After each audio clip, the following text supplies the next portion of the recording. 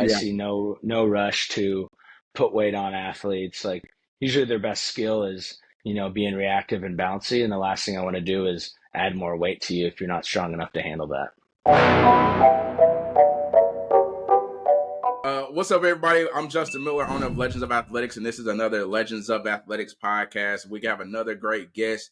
Of course, I like to keep it fresh. I like to keep new voices in because as a coach, one thing I've learned is if you hear my voice long enough, it gets old. And so I like to bring in new voices, new faces, people in the industry that I respect, and respect their work and their dedication to the craft. And so today, we have Coach Zillner. I hope I'm saying that right because I did not ask that No, before you're good. That's we jumped correct. on. And so I have Coach Zillner on with me from the University of Texas women's basketball, director of strength and conditioning right now. And he before I allow him to give his introduction and just to speak a little bit about him, he spent 6 seasons at the University of Texas in the women's basketball and helping them win the Big 12 championship in the 21-22 season.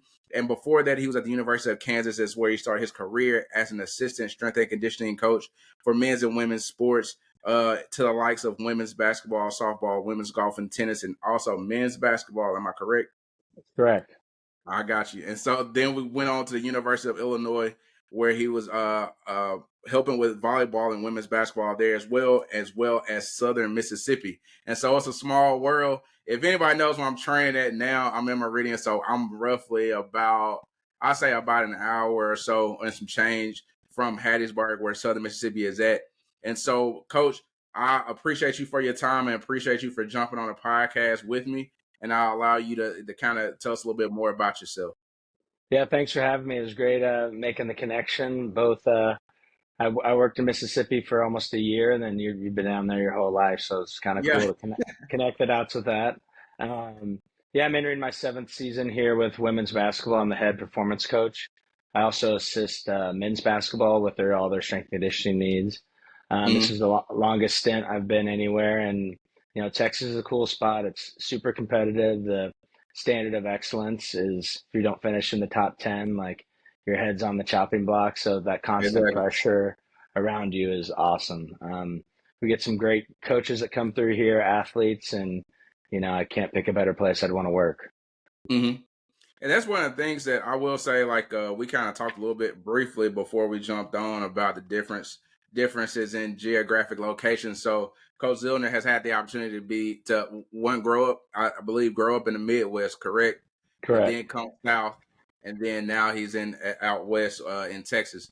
And so it's a change. This change of scenery is not just geographic, but it's also the way people move and operate in these different locations. And I can definitely agree. I think a lot of trainers that I know that I see on Instagram that are, I guess you say, like kind of moving the industry, or either from Texas, California, Arizona, just depending on how you look at it, and then Florida, of course.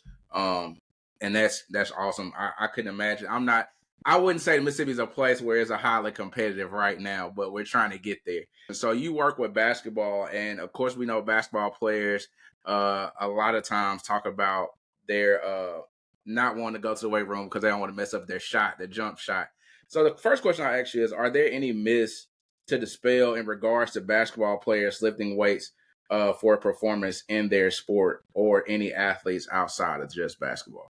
I think that's the biggest thing we get. Like football, it's kind of ingrained in the culture, like lifting Mm-hmm. weights. If you went to a football program and they didn't lift weights, it'd be really weird, like Yeah, that's yeah, just yeah. part of the thing. And I think basketball, certainly in the last 10 years, it's become more Hey, Coach, popular. Yeah. if you're watching this YouTube or watching this on YouTube, you're gonna like my editing skills because I just had to chop this up because we had to stop and then get it started again. But um, Coach, going back to the first question that we jumped into is, what are there any myths to dispel in regards to basketball players lifting weights for performance? Of course, I kind of alluded to the point of basketball players talking about lifting weights messed up their jump shots, and they don't want to mess up their jump shots or their game by lifting weights. And I want to just ask you that question: are there any myths to it? Yeah, I think, when we think of strength conditioning, everyone thinks of football first and foremost. Like Mm-hmm. if you went to a football program across the country and they weren't lifting weights, that'd be a super weird concept. And basketball, I think it's gotten better the last 10 to 15 years as far as basketball players actually training and lifting weights for sport. The age old myth of like it'll ruin your shot. I always tell athletes if you quit shooting, it'll ruin your shot. So it's not like you're just going to lift, take the whole day off, and not work on your Hmm. shot. You can obviously be smart about training upper body. So if you wanted to, train it after your shooting session, or if it was before your shooting session, keep your volume low. You don't need to crush these kids with a bunch of volume and weight, especially if it's such a skill sport like basketball. Everyone thinks, the only reason you lift is to, get bigger and stronger. Um, that's part of the piece of the puzzle. But what I try to explain to my athletes is we're building you the capacity to train longer, to train better, to shoot better. So if you can only get 100 game like shots in before you get fatigued, you're only limited to the 700 shots a week. Hmm. But if I can build that capacity and you can get up 125 shots or 150 shots or even 200 shots a week, you're almost doubling your workload, just from that alone. So I'd argue that it would allow you to become a better shooter. Yeah.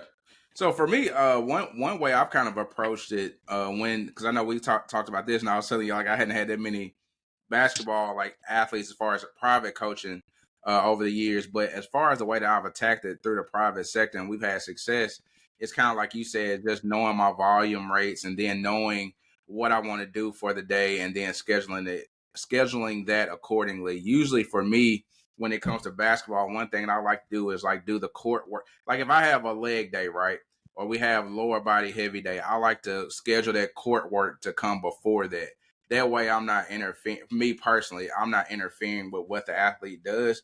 Because another thing that I've noticed about basketball players, though they are very confident, if that shot is not falling like normal, that confidence kind of tanks out. Even though there can be reasons that they are not performing at their ultimate potential for the day. Like so, if I'm with that athlete, let's say for 2 straight hours, and though they can recover and come back later that afternoon or that morning and hit those same shots, if they're not making those layups or not getting the lift on those layups and things like that, then the confidence kind of tanks out pretty quick, and that's something that I don't want to take away as much from the athlete. Now there are days too where we want to build some resiliency, and so when I'm looking for that, then I may attack the lactic threshold and then have them shoot under quote unquote the most pressure that we can get within the session, as far as being fatigued and attacking the body. Because if the mind goes, the body's going to follow in most cases. And so if we can get them to focus on the technique, and really have to lean on the technique to finish and things like that, then those are days where I build that in as well. And so, what are your thoughts on, I guess, kind of that metric? So I'm actually the opposite. So Yeah. we'll lift before practice every Hmm. day, 2 to 5 times a week. I think where a lot of people screw up strength conditioning is they forget the main thing of the day is practice. Right. So Right. you only have so much energy throughout the day, and a lot of these coaches kill athletes with volume. So volume is what makes you sore and tired. So Hmm. we'll keep the volume super low. On certain days, the intensity will be high, so they'll handle heavy loads. But if you keep the volume low, your fatigue's going to be low. You're not going to have any metabolic buildup. Your legs shouldn't be heavy, anything like that. So we find it Hmm. actually potentiates practice so they can practice at a higher level. All So right. we always tell coaches, like, because I get this question all the time of like, time yourself the next time you work out and start the stopwatch when you start your warm up. And then usually about 20, 25, 30 minutes in, you feel your best. Hmm. And that's when you should be done with the workout. Hmm. So you get to that point where you feel your best, volume's low, you've hit some good high numbers, and then you go to the court.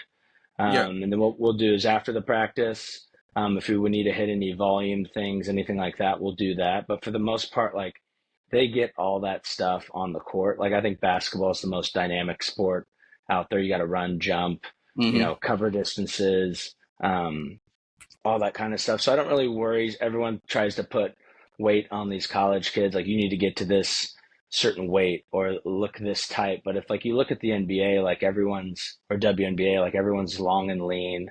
Hmm. The days of like bangers or walking the ball up the court like isn't there anymore. So I Yeah. see no rush to put weight on athletes. Like usually their best skill is, being reactive and bouncy. And the last thing I want to do is add more weight to you if you're not strong enough to handle that.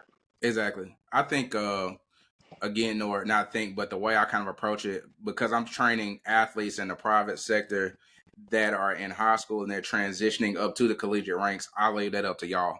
Like I'm like, Mhm. whenever they get to college, they're gonna get the pounds or they're gonna get whatever they need anyway.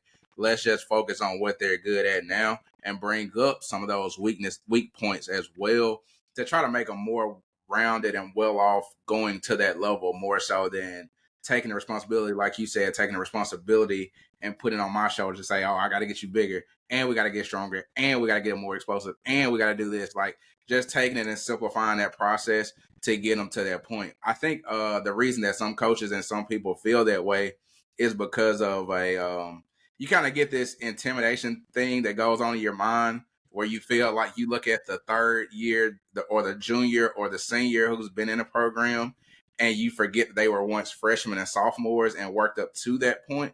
And so what you get is like people who come in and say, well, I want to already be at the junior senior level coming in as a freshman. And so you're forgetting that it's steps to get to that point, if that makes any sense. And so I think that's where Totally. it kind of it gets to a point where like, oh yeah, man, I got to be there when I get there and I don't have to work there anyway. I mean, because there's going to be things you have to learn regardless if you get a private trainer or not, or you come from a good high school program or not, just because every coach is different.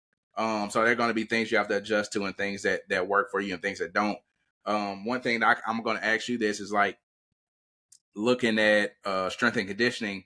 I've seen where some schools have tried this in a positive way, tried to introduce weights to the basketball team, but you do it from the football coach. And so, like you said, now we're going in and we're banging weights and we're creating mass monsters in a sport that requires more skill. And so I think that you have to look at the weights as far as like they're an asset to maintenance and an asset to keep your body healthy over a long season, because basketball plays a lot of games too. So I mean, it's always a lot of repetitive motion, like jumpings, a lot of things that stress the tendons and joints and things like that. So building that resiliency through the weights, I think if you take that mindset more than mass, it's two different routes you'll take to accomplish that goal. So what are your thoughts, I guess, on what have you seen, I guess, as a coach, where the mass has taken away from the player's game? If I that, think the biggest thing we see is like what's every men's basketball player, men's athlete's favorite lift, like mm-hmm. bench press, Yeah, right? right. And so if you grow your upper body really big and your lower body doesn't catch up, you've all of a sudden created a higher center of mass. If you have a higher center of mass, you're slower. Mm-hmm. So I know it looks good in a jersey and the before and after photos are great, but like, is that mass actually going towards, performance, or is it just going towards aesthetics? Mm-hmm. I would argue that, bench press is probably the least correlated lift to athletic performance. And some programs they make a dedicated day to bench press, which I think is wild. Yeah, and it took me a while to get out of that mindset, but it's also like I think it goes back to what we have talked about. Like you said, you're in Texas where there's a lot of competition, and so you always have to be at the top of your game. And kind of where I can get lax and be like, I'm kind of gonna do the same thing for this amount of time. Uh, Coming and like I play football, so coming from that world and learning sports overall, I had to learn that like bench press is not the end all be all. Just like we have multiple variations of squat besides just the back squat. And I think as a coach over time, that made me a better coach. But I think that's what I say. This is my thing, and coaches out there, y'all know I love you. The ones I work with, I love you even more. But I say this is like coaches coach, and so trainers train. It's a lot to ask of let's say a high school coach to know every ins and out and nuance of training. And so I think that's where, like you said, having somebody on your staff that's knowledgeable is going to help your team to go and take that next step and go to that next level. I think a lot of teams would be better if you knew how to use the weights in the off season. But I think that's just something that's not really known on how to use, what to use, and how do I navigate going about using them effectively. Like you said earlier in this podcast, it's we spend this much time, we got this stimulus response. All right, let's hit the court. Versus, I just want to see you tired. I know a lot of coaches like just seeing the athletes throwing up everywhere, and that's what we're used to. But I guess, what is your thoughts on that? Working to that point of exhaustion daily, how does that how does that affect the athlete? Well, my whole thing is like you get better on the court. That's everything that a Mm-hmm. performance coach and sport coach can, agree on. Like you get better playing the sport. And so Mm-hmm. if we only have so much energy throughout the day, why would I smoke you out in weights when we could have a hard practice, where everything comes into play? Like you have to be mentally tough to execute everything at a high level during practice. You have to be physically tough to do all the drills at a high level in practice. So us running gassers or 22s or whatever conditioning thing you want just for the sake of getting tired, like I don't think that builds a resilient athlete on the court. Mm-hmm. Um, you can preach all the mental toughness and whatever, but like your same athletes that win all the conditioning outside of the court are probably your same ones they're the most dependable on the court. It's very Right. rare that, you have a guy that can't get through a conditioning session, and then he's the one guy you can count on during the game in the fourth quarter. Like that doesn't happen. It's like the lazy athletes in weights are going to probably be the same lazy athletes on the court and Mm-hmm. vice versa. So I think you got to figure out like where it matters. Like I don't care if you run all those 22s great, like that's awesome. But like until you defend somebody the whole game or dive on the floor for loose balls, like it Yeah. doesn't matter. So I try to, tell athletes like anyone can make somebody tired. Like it's not hard. My mom can run a strength conditioning session and just blow the whistle every 10 seconds with minimal rest. Yeah. But it's like, what are we doing on the strength conditioning side that's moving the needle to become better basketball players? And if it doesn't Mhm. directly affect the game and your game strategy and how you play, like I think you're just working out, you're not training. Yeah. So what are things that you've seen in women's sports from a performance frame that have limited female athletes in sports? Um, I think this goes male and female. I think the sooner they lean into the body of work of like lifting weights is required, going to practice is required, doing conditioning is required. Like all that Mhm. stuff's required. And the sooner you lean into the work, like in college basketball where I'm at, you're limited to 4 hours a day with them. So that can be with film, weights, practice, individuals, whatever. So you get 4 hours a day of practice. Mhm. Whether you use it all, that's up to your coach. Um, but you have a maximum of 4 hours a day, and if you're not getting used to that stuff in high school where you're training at a high level and just going to your hour practice is too much for you, like you need to ask yourself a question like, do you love basketball or you just play basketball because you're tall or you're good at it or this and Mhm. that? Because if you don't truly love it, like it will eat you alive probably your first 2 years in college basketball just because of the time demand, everything like that. Weight room wise, like, I think, freshmen that come in and don't think they need to lift, all it takes is one practice with upperclassmen and they're playing against, grown women and they realize, okay, like I can't do the same stuff I was doing in high school because these people are bigger than me, faster than me, stronger than me, know the game better than me. So I got to Mhm. figure that out if I truly want to play at this level. So I think after basically it takes one practice, and then I always have freshmen come up to me of like, "Yo, can we do extra stuff? Like, I'm Yeah. not strong enough. I'm getting pushed off the ball. I can't keep up." Um, and then from there, it's our job to get them results and have them play better. So once they connect the dots of like, "Hey, when I go in the weight room, I feel better, then I play better." Well, I'm Mhm. probably going to come in here more often than not. Mhm. So I think the biggest thing is if they're not feeling like they're getting results in your area or you're not doing a enough job of explaining the why behind everything, you're never going Right. to get an athlete bought in. So I think these athletes are smart enough to know, if their coach truly knows what they're talking about, or if they're just like, yeah, we're going to lift and run hard and Yeah. be mentally tough. Like kids can see through that stuff and Yeah. they'll notice on the court, like, I feel worse, I'm slower, I'm just tired, I'm not getting better at basketball. But if you can explain to them, hey, today we're going heavy, It's going to be uncomfortable, but this is why. Here's the roadmap of where we're going. Or, Hmm. hey, today I need everything. It's going to be light, but the intent's got to be super high. We're moving things fast. I need you to go 100 miles an hour when we do things. Hmm. So, kind of giving them the blueprint of the thought process throughout the week.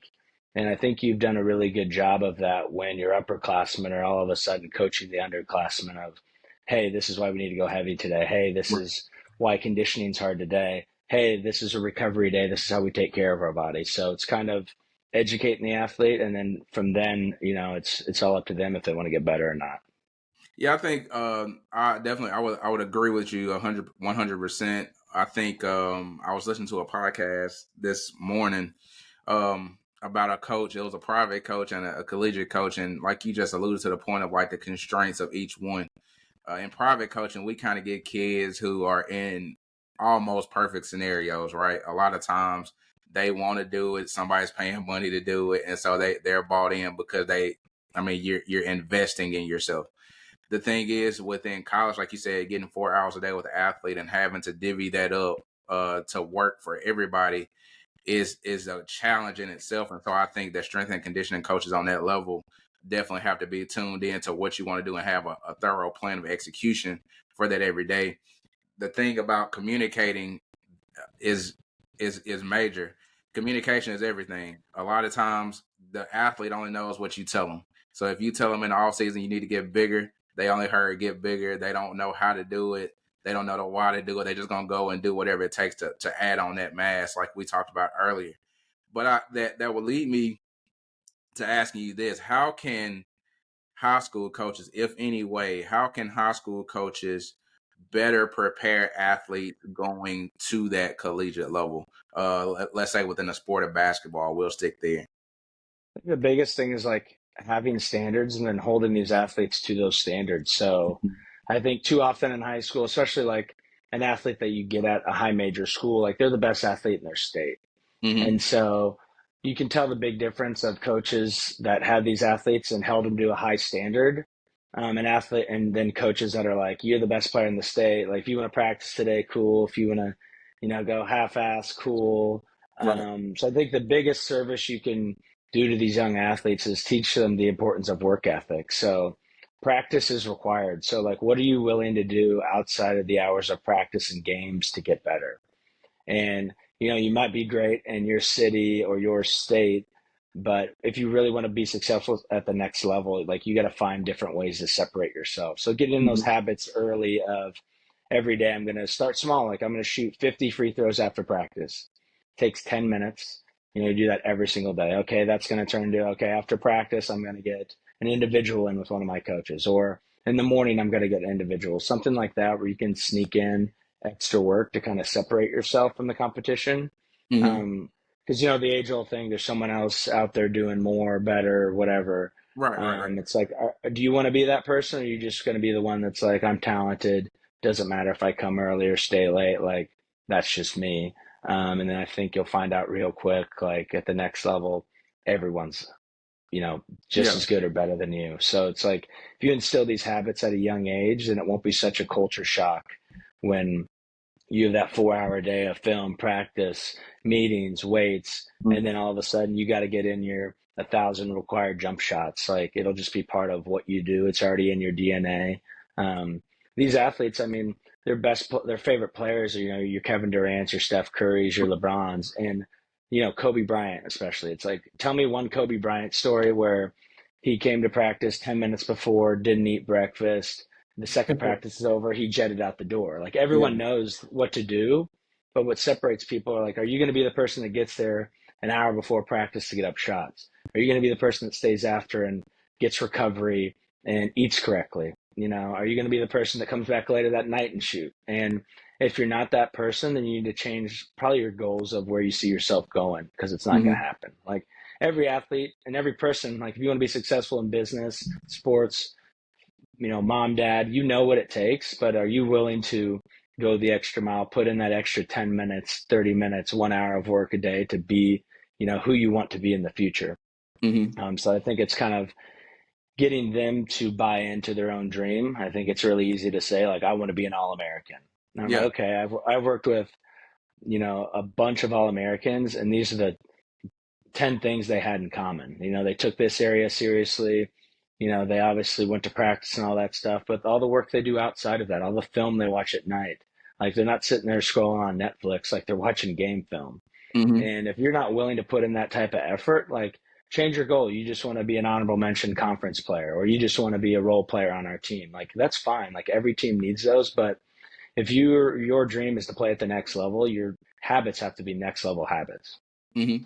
So how would you navigate or kind of drive that point to one of those athletes like you mentioned earlier, who's big fish little pond, came up there, kind of hasn't experienced that work ethic in times past because the coach kind of let them loaf or let them kind of take it easy because they were the best on their team. How do you challenge or bring that out of the athlete to develop that work ethic, or is that something that's kind of set in stone because that's their baseline and what they're used to?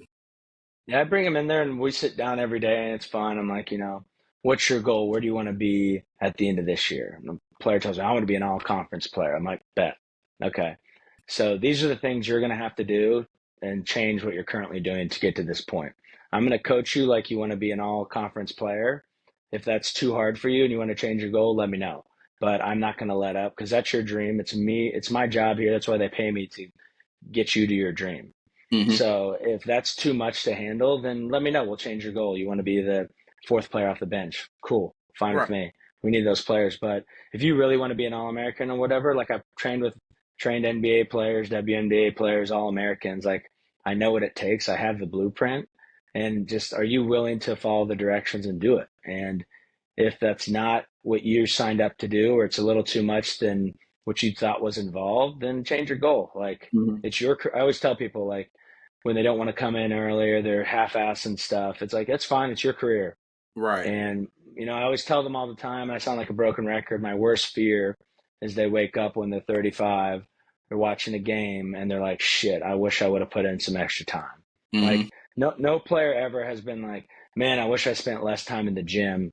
You know, those Yeah. extra jump shots, they just weren't worth it. Like no one's Yeah. ever said that. But the people like that gets the most frustrated, the people who are a couple years out, they're close to making it but didn't quite do all the little things, and they're kicking Mm-hmm. themselves because they're like, well, my other teammates did that kind of stuff and now they're living their dream and I'm at a desk Right. job somewhere. I'm Right. not Right. saying desk jobs are bad, but I assume, Yeah. Yeah. I playing the get what you're saying. NBA Yeah. or WNBA would be a lot more fun. So it's like I'm there to hold you to that standard.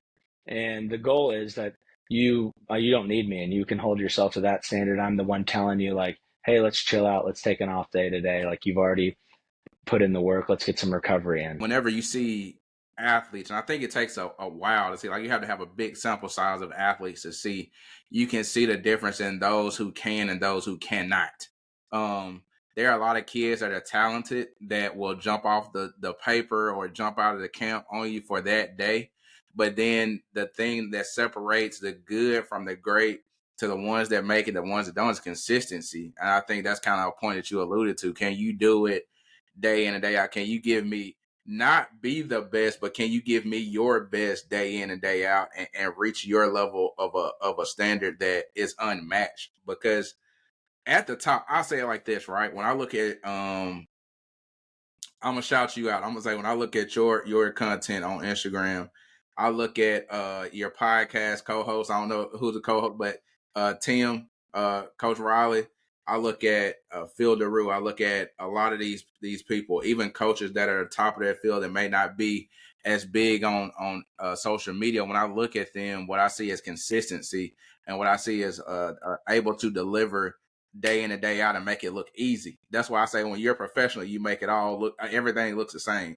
If I go and watch a private LeBron James workout, I'll probably be like, man, he doesn't even look like he's working hard, even though he is, because it all looks the same. And that's, like you said, just establishing that new baseline of work and that new baseline of excellence, basically. And I think a lot of times we get caught up, and I'm gonna say we as and like say the kids, the athletes, is get caught up in, oh, I'm gonna just go and put up shots, or I'm gonna go and work on this crossover 2,000 times.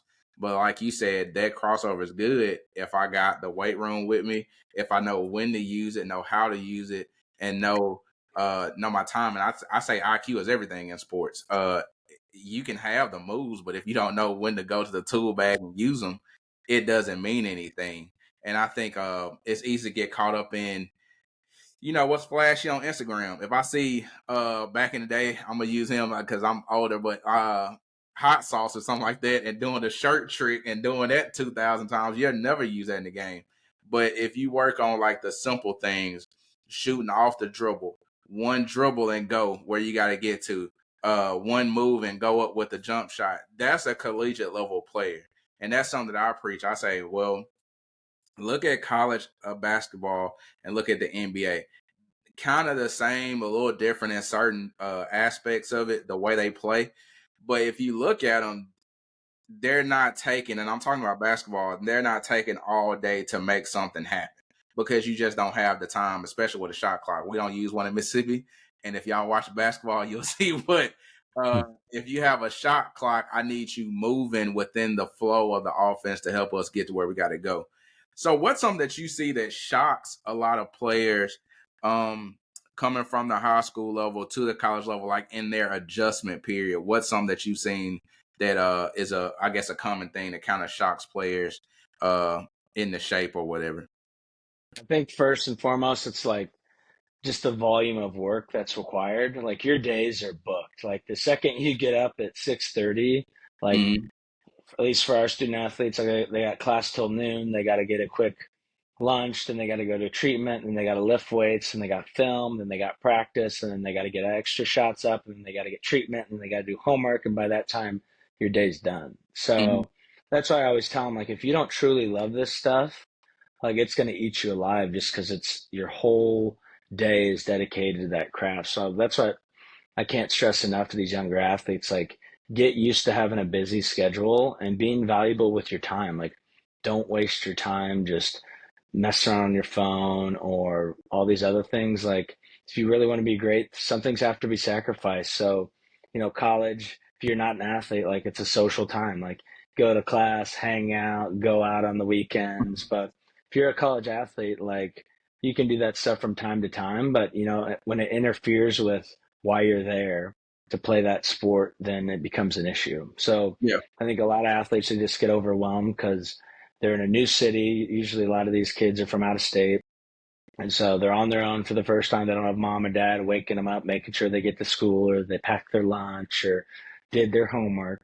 Mm-hmm. And so it's like you're truly grow up from like getting babied at home to you're a grown ass adult now. Like Right, right, you're, right. you're in charge of your schedule. Like everything you do has a consequence, whether it's good or bad. And I think it's kind of getting in that rhythm of juggling your time and being smart with managing it. Like you only have certain hours a day that you're awake.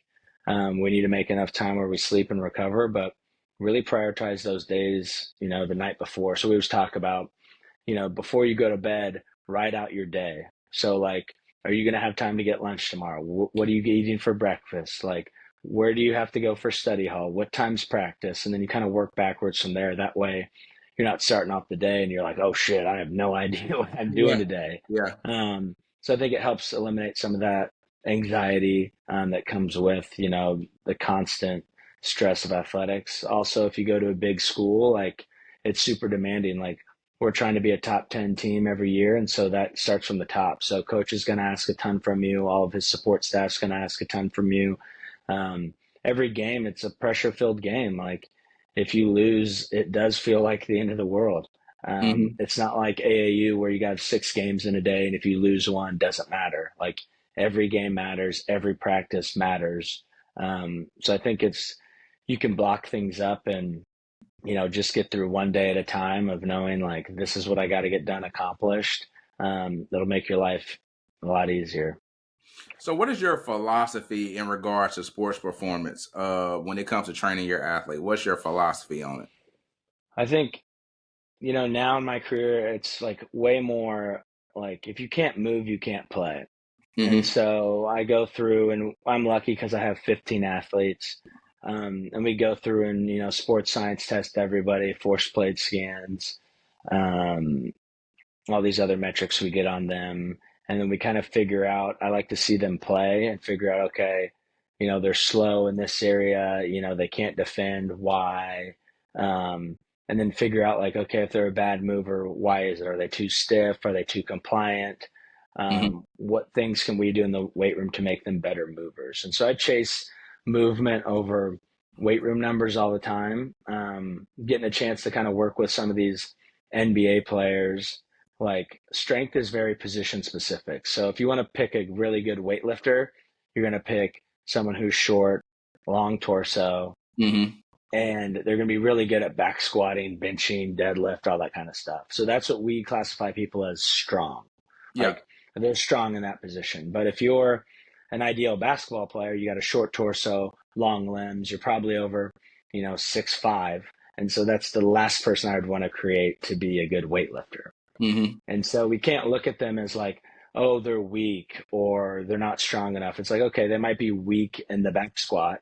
You Right. might be like, you and I can probably back squat anyone in the NCAA, but I don't know about you, but I can't dunk from the free throw line. Nah, nah, I can't So, do so it. strength and power is like task specific. And so it's Yeah. like, how am I going to, help enhance their qualities that are already good? And then the things that they're bad at, like, how can we bring those up without, taking away from what they're really good at? Right.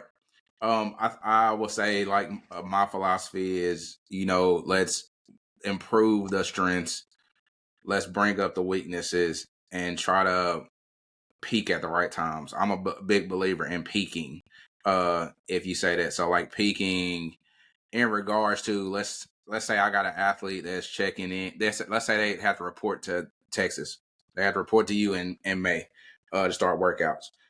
I want to make sure that athlete is thoroughly prepared, like I said earlier, in regards to what can we do overall to help your athleticism come up, to help you as far as like your conditioning and be decently strong. I don't need you to be Ronnie Coleman strong, but just decent.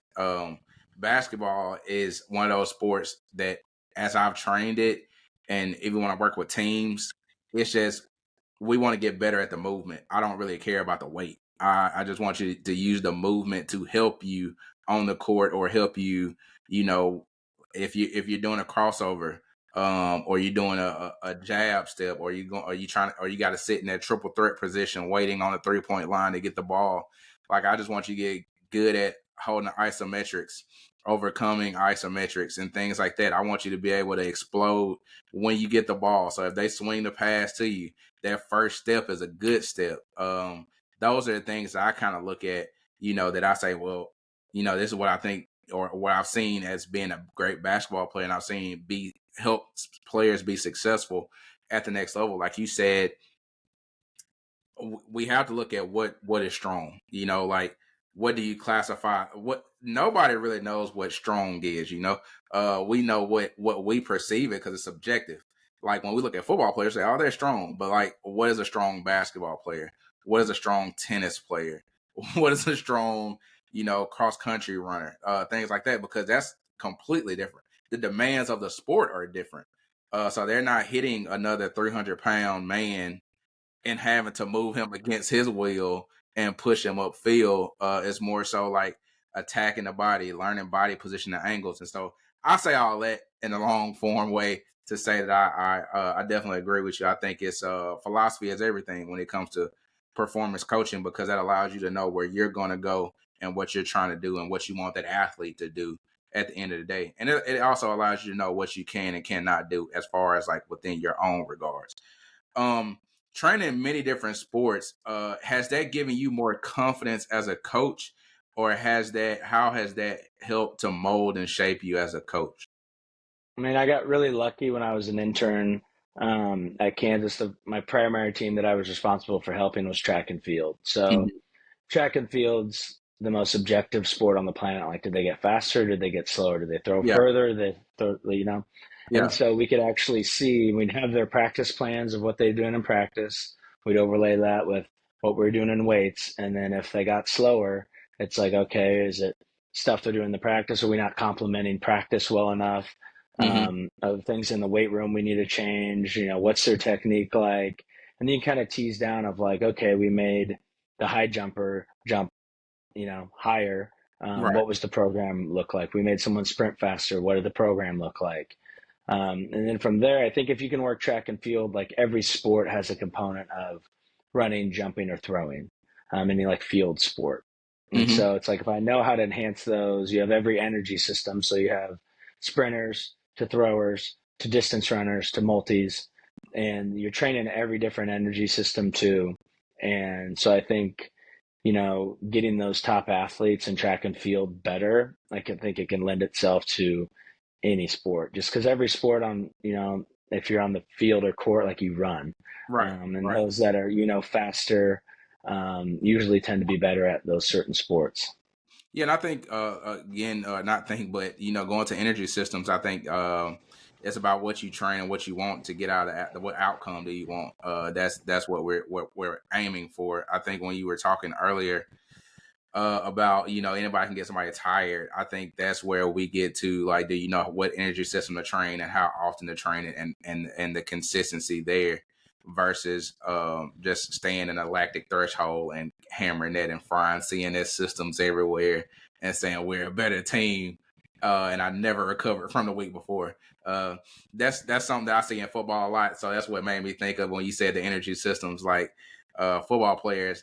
I go back to when I played, and I'm like, man, I stayed tired the whole year. I've Oh never yeah. felt never felt 100% until we had breaks, and I was like, oh man, I feel good, and then it went right back to like fatigue, scent But the factor. biggest like cheat code with like getting someone in shape is like making them more efficient. So Hmm.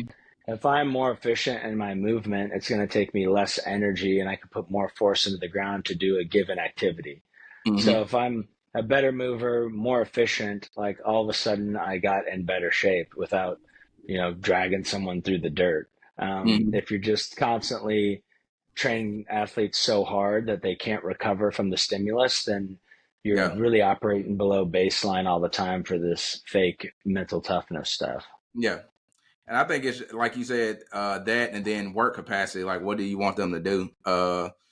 I'm not being funny because I'm not. I work with athletes that go everywhere. I got some athletes right now. I'm not gonna name schools. They're going places, but um, it's work capacity as well, because if I know that, I don't know who watched a documentary of the I can't remember what it's called, Untold, something like that, with the Florida Gators.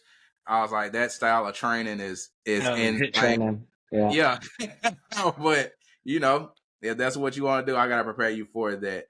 I would say this: what is there any things that athletes can do to reduce common injuries? We know with women's sports, a lot of women have common knee injuries, are top, as far as like if it's ACL tears and things like that. Are there anything that they can do to reduce those chances of injury? I know, like, from a anatomical standpoint, just the way they're built kind of lends itself to making that injury more common. But is there anything they can do to reduce that chance?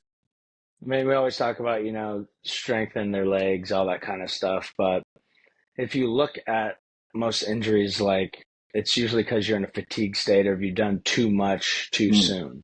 Mm-hmm. And so the biggest contributor to too much too soon is usually the strength coach who's really happy in June to start training and they do way too much stuff. Or like when practice starts, like a lot of these Yeah. coaches, they think they're behind the eight ball and their athletes have done nothing all fall. And then November 1st, they hit the ground running for 3 hour practices all the time. And Mm-hmm. so, like, when you're fatigued, you're probably not going to land like you should, jump like you should, all that kind of stuff.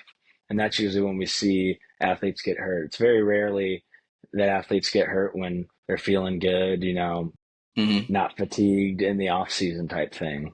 Um, but I think, you fall back to if you worked up that work capacity in the past where you're strong and more durable, more resilient, obviously it's going to help you um, cut down on injuries. We can't prevent anything, but I think Right. nutrition has such a big piece that it often goes up underutilized. Like athletes show up dehydrated, underfed, so therefore you can't recover. They don't sleep. You can't recover from the stimulus we did the day before, the week before, the month before. Right. So you're constantly in this survival mode. And how can you expect to get better from these workouts if you're not fueling, hydrating, and sleeping correctly? So And what's I the think Yeah, I'm gonna say The, you keep going. and then with that, I think like body comp. So most of the athletes, in high school that are tear their ACLs, it's usually a big, um, and like their body comps just aren't where they should be. So if you have a lot of mass on your frame that isn't muscle, it's not usable mass. And so, that higher center of gravity, if with a higher, body fat, Hmm. isn't going to lend itself to a very efficient moving athlete. So if you're not strong for your body weight, that's the first thing I would work on. So what are some supplements or basic nutrition things that athletes can do to keep themselves prepared and ready to go for exercises, the seasons, things like that? Yeah, I think the biggest thing is I try to focus on like a whole food diet. So like it should be one ingredient meals. So that means like you pick, a carb, fat, and a protein. And so for my protein, let's just pick a piece of chicken. That's one ingredient. Hmm. You For your carb, you want rice. That's one ingredient. For my fat, I want an avocado. That's one ingredient. For a Right. vegetable, I want asparagus. One ingredient. So it's not everyone wants to know like the protein shake or the pre-workout or the veggie supplement or this and that. Like if you're not eating consistent real food meals, like it doesn't matter what protein powder you take, what creatine you take, all that kind of stuff. So I tell athletes, like people ask me all the time, like what protein powder do you take? And it's like I very rarely use it because, like, if Yeah. you're hitting your daily required protein amount, like, you don't need to supplement with it. And so we'll go when they get on campus. We have a great cafeteria here, and we'll go through and we always like design our plates. Like, I don't care what you pick. I need a vegetable on the plate. I need a protein on the plate. I need a carb on the plate. And so Hmm. they can go and pick, and they're like, "Well, can I do potato?" I'm like, "Do you want that to be your carb?" And they're like, "Yeah, okay, potato, perfect. You want chicken? Hmm. You want beef? You want like whatever?" Like it's not rocket science, but I think the internet tries to make it complicated because coaches are trying to sell this fad diet or this and that, and like if you're an athlete, like I would tell you, like concentrate on getting your body weight in grams of protein. So if you're 200 pounds, get 200 grams of protein, and Hmm. then fill in carbs as you would need just for your workouts, and then fat. Like you're going to get all that stuff with real food. It's very rarely you see somebody who's eating a whole food diet that's overweight. Like Hmm. it's really hard to overeat those kind of foods, especially if you're a college age or high school athlete. Um, no one really got fat off eating, chicken, sweet potatoes, Yeah. and vegetables. Like that's not a thing.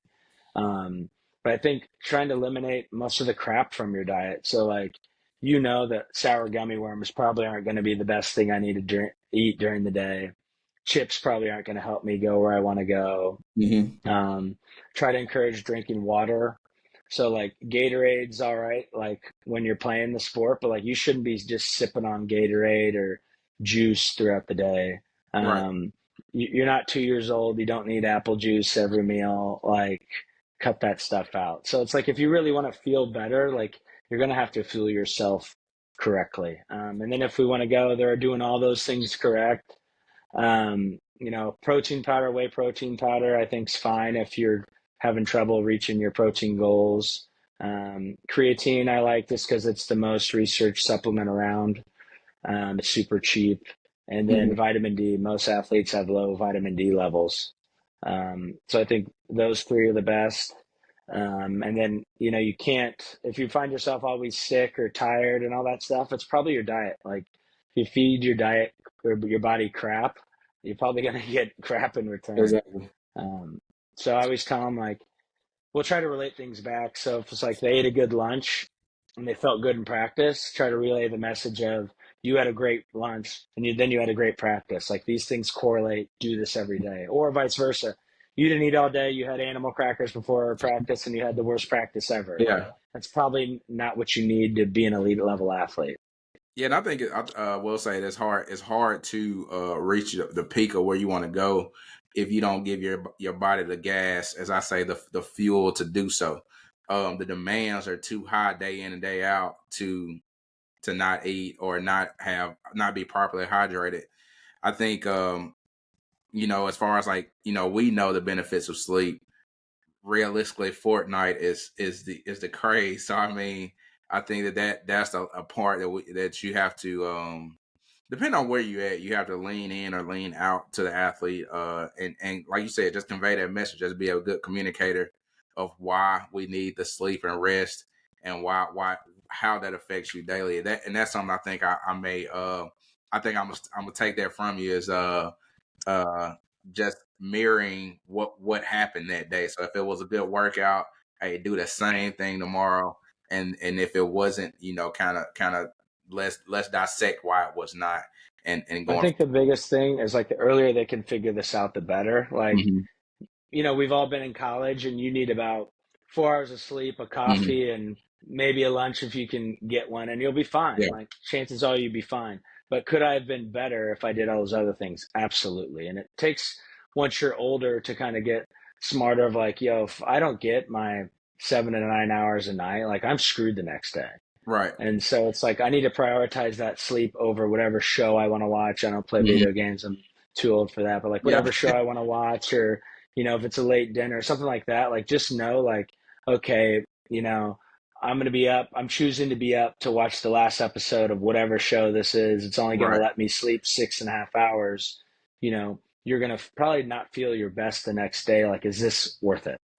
Right. And then sometimes it is like you got to have fun every now and Hmm. then, and maybe that will be worth it the next day of like, okay, I'll be tired, I can get through it. But the problem is if you stack negative days of negative habits over and over, you're not going to get the results that you want. And these are all things you can control. I'd argue that sleep and nutrition and hydration are the three hardest things for anyone to do, just because it's 24 hours. Like, Hmm. training wise, like if you can go to the gym and work out for an hour a day, like that's an hour of your day. That's not a big deal in the grand scheme of things. But like with food, you're constantly making decisions. You got 4 to 5 meals a day. You got whatever crap is laying around at school or your friend's house or whatever. Like you have to drink all day. And then like if you haven't organized your day enough, like you're not going to get enough sleep. Right. And so these things that are super boring, like those are the things that when athletes, the sooner they figure that out, the more success they have. And some of these guys can get away with, like you see it all the time, like these athletes just eating Skittles or Hmm. gummy worms or like eat Yeah. McDonald's. And it's like, okay, one guy can do that. And I guarantee you that if, they change their decision from McDonald's to real food, I bet they'd be a little bit better, be able to recover Right. better. And the chances are like you're not that guy. Yeah. And so it's like try to get that advantage. So if your Yeah. teammate's always eating BS and he's good, like that's where you can close the gap of like you're willing to eat like a grown adult Hmm. and hopefully recover better and then pass them up eventually. Yeah. It took me a while to get off the McDonald's kick, which of course my body showed me like I was able to defeat it for years, but then like the weight started coming on. Now it's hard to get off. But I'll ask you this, right? So let's say you guys get athletes from all types of demographics coming through the doors. How do you retrain or reframe that athlete who comes from let's I'm just keep it real. Let's say you retrain and reframe the mindset for that athlete who comes from maybe a lower economic background where they didn't have as much food available, or the athlete who is one of the fast food babies, and so this athlete had to resort to that because maybe that's what their parents gave them, and that helped them survive. How do you reshape and reframe that for them at y'all's level? I think the biggest thing is like we're super spoiled. Like where the athletes eat, it's designed after Whole Foods, so they got Mhm. all these options of what like your mind would be blown away. It's our Yeah. best perk. We get to eat there with them. But what I try to do is during the summer, like eat lunch with them and have them like let's pick a plate where we try something new. And it's so basic, but it's like kids might not know they like sautéed spinach or roasted beets or Right. this type of steak, or they've never had sushi before, or anything like that. Like, Mhm. let's try this vegetable and retrain our palates essentially to not eat McDonald's. And I Right. like to just kind of correlate stuff of like, okay, you ate McDonald's an hour ago, now you're tired. Okay, Mhm. maybe the McDonald's is making you tired. Okay, you had this real plate of food, how do you feel? I feel good. Like, it's usually people like when they eat, it's in the moment of like, oh God, I want to eat this, it's got to be so good, da, da, da. Yeah. And then 10 minutes later they forget about it, and like all your body really cares about is you're full after whatever you consume. Mm-hmm. And it's like, if that's the mindset of like, okay, well, let's eat these good things. It probably won't taste like a McDonald's cheeseburger. Like salmon's not going to taste like McDonald's cheeseburger. I get Yeah. it. But like, is it good enough where it'll help me get to where my goals are and it makes me feel better? Mm-hmm. And it's kind of connecting the dots of like, okay, you like salmon. Okay, and well, let's try, swordfish. You've never had that, or if you've never had mango salsa, let's try that, or kind of teach them different ways to build their plate. And then another cool thing we do here is our nutrition department teaches these athletes how to cook. Mm. So Oh, little that's real things like, big. That's yeah, big. how do you make an omelet, or how do you make stuff on the go, or like what things should you look for on food labels? And it's like, I think in high schools, if they would have a nutrition class, it'd be way more useful than like British lit or Yeah. Yeah. poetry. Like, not to knock those subjects at all, but I haven't used my British lit knowledge in 2 decades. Yeah. And so it's like, how much more valuable it would be to teach these athletes of like, this is a protein, this is a carb, this is a fat. And so we're constantly educating them with the importance of the why. Because until the athlete sees the why and the importance why they need it, like they're never going to change. Like if Mm-hmm. you think a McDonald's cheeseburger and a piece of salmon are the same, it's just food, then we Right. need to retrain and re-educate you on why, hey, your knees hurt and everything. We probably need some more healthy fat. Mm-hmm. Okay, salmon has the healthy fat we need. This is going to help with whatever your injury is. Oh, you're run down and tired. Well, you're under eating. You're probably not getting enough carbs. Let's Right. add some more carbs in another meal. Oh, you feel better the next day. Cool. Let's go from there. You're constantly having headaches. You're getting fatigued in workouts. How much water have you drank today? Right. And kind of going from there. So I always challenge them. Like, I don't try to overhaul everything at once. It's usually, let's eat breakfast. So I need you to get 30 grams of protein in at breakfast. I don't care how you do that. So I'll give them 10 different ways on how you get that. Let's start doing that for a week straight, then 2 weeks. And then all Mm-hmm. of a sudden, breakfast is part of their DNA. And then it's like, okay, we got breakfast figured out. Let's go into lunch. Do that. Right. And then they all of a sudden do it. So I think too many people, they just inundate kids with too much information. And they're like, I got to keep track of my protein and my carbs. And this is a good protein. This is a bad carb. Yeah. And Yeah. instead, it's like, let's work on getting 3 square meals a day and hydrating. And then let's do that consistently and tell me how good you feel. And the thing is, they'll feel better. Then they'll start to look better. And then, they're the ones educating all the other athletes. Right. So how do you like how what is something in the context of training let's say we'll say on this side, we'll say what's something in training female athletes, like how can we grow that space to have more women to train for their sport before they get to you guys? Like, how is there anything that you see that may be something to work on Yeah, I keep harping on this. Yeah, like the education of the why. And so Mhm. every female athlete, they come in, they like, I don't want to look like you, which is like, Yeah, totally get that. Like, if I yeah, was a girl, I wouldn't want to look like me either. But kind of explain to them, like, a typical male has this much testosterone in their body. A typical female has this much. I mhm, try my ass off every day to look like this. And that's sleeping right, eating right, training all the time, like all right, these things. And this is as big as I can get. And I have over 20 times the amount of testosterone than you. So if you pick up a weight and start looking like me, we need to quit basketball. You need to be a pro bodybuilder. yeah, We found your sport.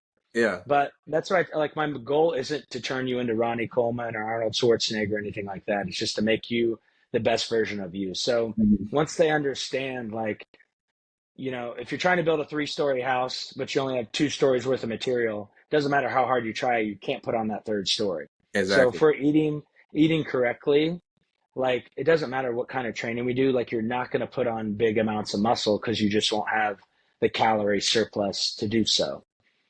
And so it's kind of educating them on, you can still look the way you want to and be strong and not be big and bulky. right, And the best thing we have is like our upperclassmen of like, you see her, she's been in this program for 4 years. She's twice as strong as you on every lift, and she looks leaner than you. exactly, Like, if this was truly, what it was, that you lift weights and all of a sudden got huge, like, she would look totally different, but she doesn't.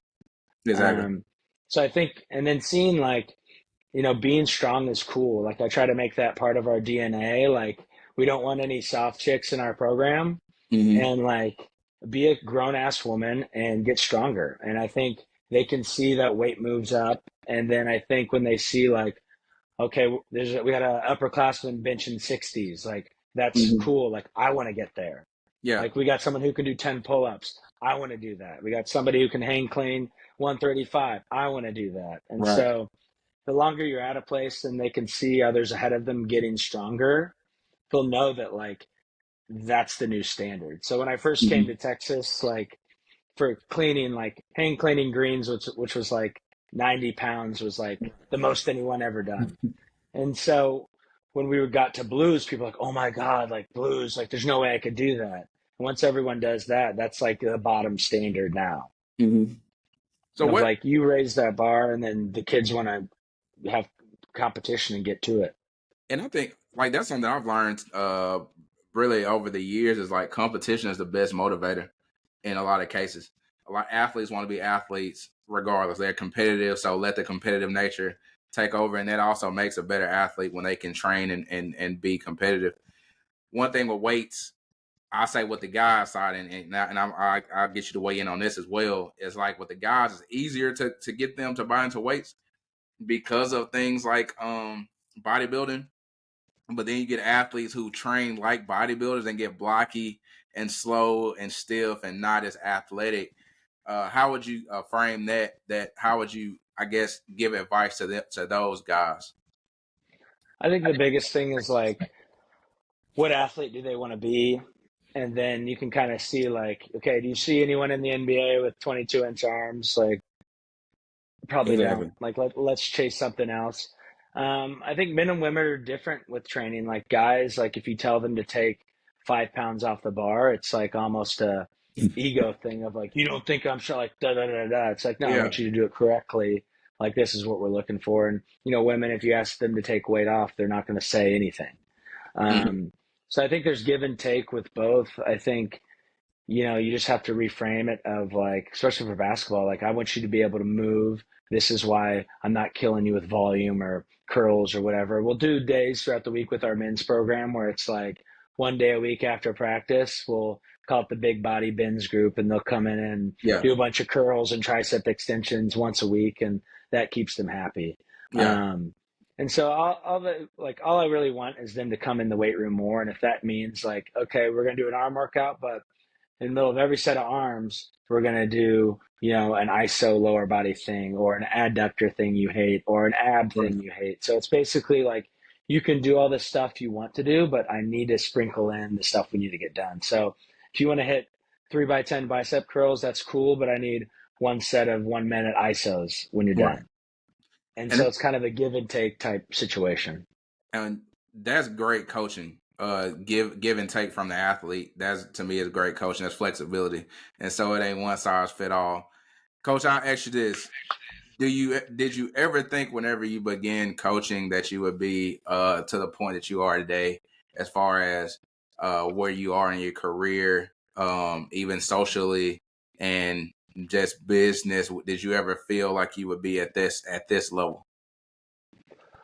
Ooh, I mean, not to sound cocky, but like I felt like if I put in enough time and effort, and everyone, the problem is they see where you are now and they never see like the beginning days of you being a scared coach or you coming in all the time, cleaning weight room equipment, Yeah. like the early mornings that like nobody sees that stuff, including like professional athletes. They just see like the final product. I'm obviously not a final product now, but I think, my years and years of kind of being humbled of doing all the grunt work, asking questions, staying and talking with these coaches, driving to different colleges, shadowing people, paying my own way to conferences.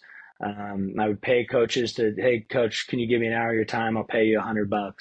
Like Right. different things like that where I wanted to prepare myself so when I start moving up the ranks that I'm prepared for it. And so, Exactly. I think the cool thing now with like social media is you can share everything you're doing now. Like before it was nobody knew the strength coach unless ESPN did something during the game and they're like, that's Yeah. the best strength coach ever. And I'd Yeah. look them up and send them an email. But now it's like, all I got to do is post a video or this and that. And I try to remember like I always want to get back to anyone that messages me or emails me, just because I see like a younger version of myself Mm-hmm. within them.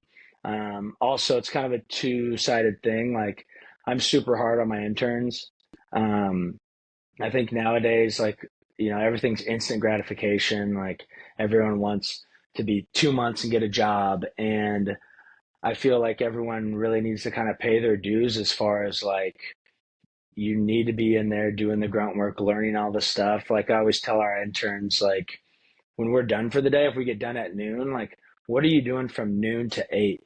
Like, is there a private facility you could volunteer at? Is there a high school you could help at? Is there a coach you could go drive and see? Like, what are you doing to make yourself the best coach possible? Because like if we're gonna preach that to our athletes of like, what are you doing outside of practice? Are you doing this? Right. Like you best damn be sure doing it yourself. And so I always tell them like, there's three interns here. If somebody calls for a job, like I'm only going to recommend one of you guys. And so who's going to be that young coach that I'm going to recommend? And at the end of the day, like if I recommend you, I'm putting my name out there. Like I don't want them to get you and then have a Right. crappy coach in their hands. So I just try to give back. I was so lucky to have such a great mentor at Kansas, Andrea Hootie, where she, involved me in everything from coaches meetings to staff meetings to road games, home, like everything. I was involved in every single aspect and never felt like, I couldn't ask a question or couldn't put myself out there. And I think surrounding yourself with great coaches, around you, like I'm not self-made at all. I think I've just been super fortunate to have great coaches around me that I've been able to learn from and kind of check the ego of like, hey, you don't know anything. This coach has been Right. doing it at a higher level, maybe longer, maybe they're better in this area. Like, go to them, ask questions, like form that relationship. I think, if we're going to preach all this stuff to our athletes about getting better, I think it's on you. You owe it to that athlete of chasing their dream that you're not going to get complacent and train athletes like you did Right. 10, 15 years ago. So Exactly. I'm just trying to, give back and show some value to these younger coaches. And, I think it's been fun and I want to keep doing it. Yeah. What's a question? Is there any question you have not been asked in your coaching career that you like to answer? Hmm. I think the biggest thing with like young coaches is they don't really know what it's required to be a Division I basketball coach. So, or strength conditioning coach in Right. general. I Yeah. think I have them pick like 5 different things in life that are important to them. Usually it's city you live in, family, like your current mom, dad, Yeah. whatever, and then whether you want to be a husband, father, whatever. And then kind of rate the importance of those things. And then money is another one. And Mm-hmm. so, if I had an intern a couple years back and she wanted to do what I was doing in Austin, Texas, being head of women's basketball. And I'm like, okay, well, are you willing to move? She's like, well, I'm not willing to move. Like, I love Austin. My family's there and everything. And I was like, well, there's only one job in Austin. I have it. Yeah. I have no plans to leave. You don't have enough experience to, if I left tomorrow, get the job. So maybe private sector is what you want to do. Mm-hmm. Or you meet with an athlete and they're like, I don't care where I live. I see my family every once in a while. That's cool with me. I'm single. Don't care how much money I make. I'm like, perfect. You can Exactly. literally choose from any job around the country.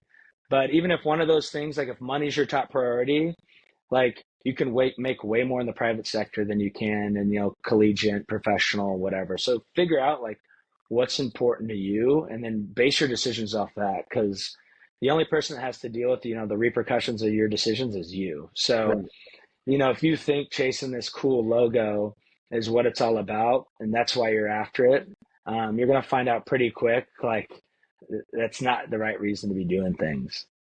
So you're going to be the ones miserable in that college town that, you're not doing everything you want to do that all your Yeah. friends get to do. But if, like, you truly want to just be a coach and work with college level athletes and all that kind of stuff, then you need to make sure, all your priorities in line to match up with that. Yeah. I think you spoke thoroughly and you spoke clearly. I'll wrap the podcast up there.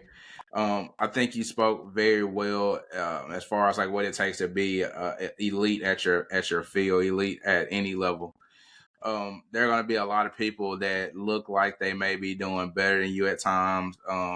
There may be people that actually do better than you at times, but it's about going to something you said earlier in the podcast to what you finish with. What is your standard and what are you willing to raise your standard level to? Are you willing to work to get to that level, or are you just going to be complacent at the level that you currently are? Sports is something that I say that any coach is part-time a motivational speaker, because sometimes it's not the X's and O's, it's not the workout programs, it's not the periodization, it's not any jargon that you can use to make yourself that fits within the mold of what you are. Sometimes it's just motivating people to be better than what they currently are and getting them to that level that you see them at. Coach Nick Saban, one of my favorite coaches to listen to as far as like off the field and even on the field. But he always talks about if you die tomorrow, would anybody miss your ass? And Absolutely, it's so true. that's something that I like to live. I like to live by, and it's just a reframing of the mind, and it also challenges you to be better. One thing that I do every day is try to take an hour to study the craft. I mean, that goes from like reading a book to watching a YouTube video to just learning something. I mean, because we always can learn. Like you said, if I'm training athletes at year 10, like I did at year 1, well, somewhere in there it's either stunted growth or you haven't learned anything. And as you know, a lot of coaches have egos, and a lot of us think that we know everything, but it's always something to learn, and it's always something new to learn. So, Coach, I appreciate your time. I appreciate you jumping on the podcast. It was great, man. If I can ever have you back, I will for sure. And man, it's great to have knowledgeable people. And so the time you put into the sport, into the game, man, I can definitely tell you know what you're talking about. And I like to take stuff from you too. So man, when you put no I you appreciate when it. you put the Instagram videos, I'm like, oh man, that's a good one. I never thought of that. So yeah, man, I definitely appreciate it.